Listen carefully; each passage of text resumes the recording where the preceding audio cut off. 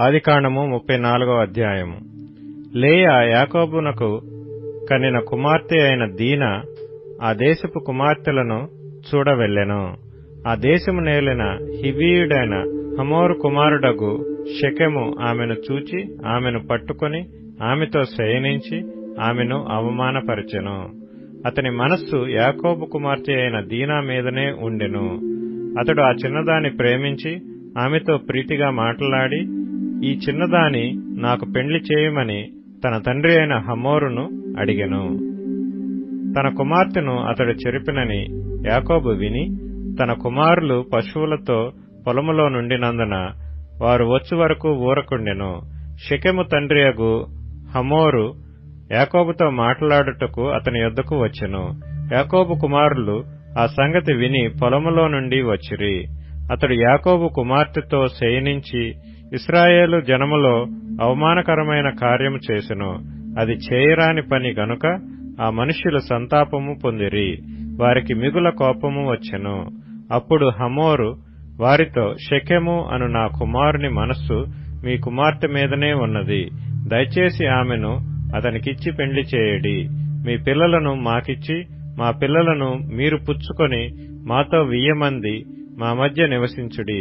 ఈ దేశము మీ ఎదుట ఉన్నది. ఇందులో మీరు నివసించి వ్యాపారము చేసి ఆస్తి సంపాదించుకొనుడని చెప్పెను. మరియు షెకెము, మీ కటాక్షము నా మీద రానీయుడి. మీరేమి అడుగుదురో అది ఇచ్చేదను.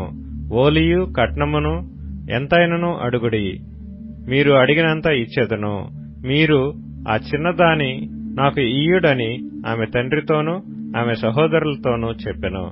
అయితే తమ సహోదరి అయిన దీనాను అతడు చెరిపినందున యాకోబు కుమారులు షెకెముతోనూ అతని తండ్రి అయిన హమోరుతోనూ కపటముగా ఉత్తరమిచ్చి అన్నినదేమనగా, మేము ఈ కార్యము చేయలేము. సున్నతి చేయించుకొనని వానికి మా సహోదరిని ఇయ్యలేము. అది మాకు అవమానమగును. మీలో ప్రతి పురుషుడు సున్నతి పొంది మావలే నుండిన ఎడల సరి. ఆ పక్షమందు మీ మాటకు ఒప్పుకొని మా పిల్లలను మీకిచ్చి మీ పిల్లలను మేము పుచ్చుకొని మీ మధ్య నివసించెదము. అప్పుడు మనము ఏకజనమగుదుము. మీరు మా మాట విని సున్నతి పొందని ఎడల మా పిల్లను తీసుకొని పోవుదుమని చెప్పగా, వారి మాటలు హమోరుకును హమోరు కుమారుడైన షెకెముకును ఇష్టముగా నుండెను.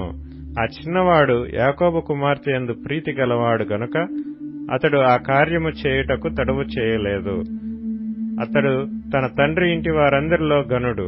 హమోరును అతని కుమారుడైన షెకెమును తమ ఊరి గవిని యొద్దకు వచ్చి తమ ఊరి జనులతో మాట్లాడుచు, ఈ మనుష్యులు మనతో సమాధానముగానున్నారు గనుక వారిని ఈ దేశమందు ఉండనిచ్చి ఇందులో వ్యాపారము చేయనీయుడి. ఈ భూమి వారికి చాలినంత విశాలమై ఉన్నది కదా. మనము వారి పిల్లలను పెండ్లి చేసుకుని మన పిల్లలను వారికి ఇత్తము.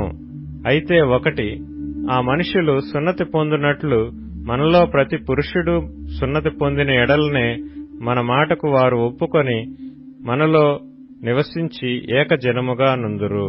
వారి మందలు, వారి ఆస్తి, వారి పశువులన్నీయు మనవగును కదా. ఎట్లైనను మనము వారి మాటకు ఒప్పుకొందము.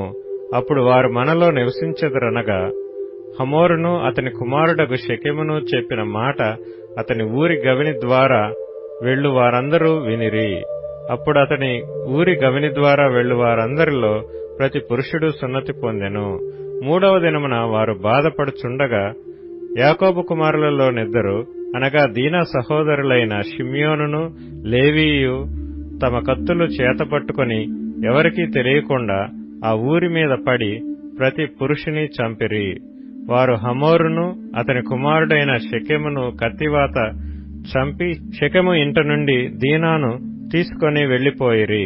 తమ సహోదరిని చెరిపినందున యాకోబు కుమారులు చంపబడిన వారు ఉన్న చోటికి వచ్చి ఆ ఊరు దోచుకొని వారి గొర్రెలను, పశువులను, గాడిదలను, ఊరిలోనిదేమి పొలములోనిదేమి వారి ధనము యావత్తును తీసుకొని వారి పిల్లలనందరినీ వారి స్త్రీలను చెరపట్టి ఇండ్లలోనున్నదంతయు దోచుకొనిరి.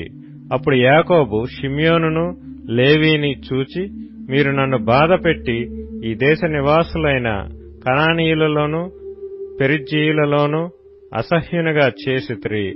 నా జనసంఖ్య కొంచెమే, వారు నా మీదికి గుంపుగా వచ్చి నన్ను చంపెదరు. నేనును నా ఇంటివారును నాశనమగుదుమని చెప్పెను.